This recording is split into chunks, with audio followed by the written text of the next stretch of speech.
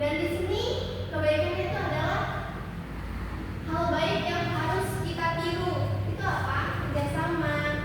Nah, di dalam kerjasama itu tentunya kita memerlukan orang lain untuk melakukan pekerjaan yang berat atau pekerjaan yang banyak gitu kan, agar cepat selesai.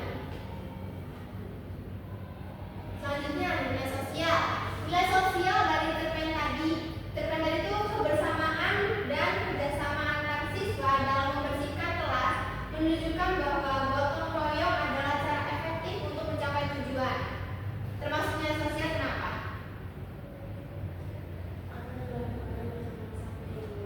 Bagus, Syifa. Kan betul. Betul kata Syifa. Dilakukannya bersama-sama karena kerjasama dan gotong royong.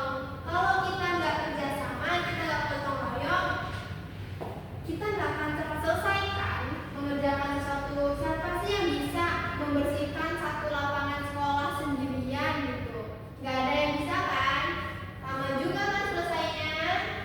Nah, selanjutnya nilai sosialnya itu menghormati aturan sekolah dan arahan pemimpin. Randy sebagai ketua kelas pemimpinnya adalah bagian dari hubungan sosial baik. Kita harus menghormati aturan sekolah. Aturan sekolah itu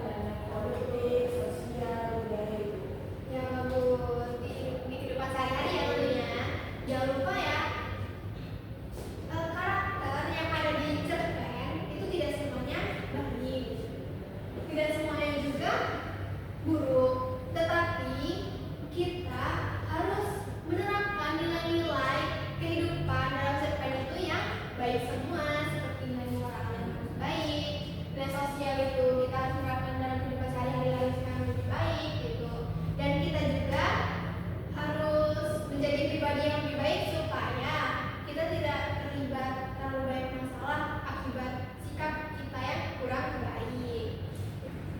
Jadi sekian materi yang disampaikan hari ini. Kepada ketua kelas, ayo kita berdoa dulu. Semua siap berdoa. Doa selesai. Ucapkan salam. Assalamualaikum warahmatullahi wabarakatuh. Waalaikumsalam warahmatullahi wabarakatuh. Terima kasih ya. Terima kasih. Sama-sama.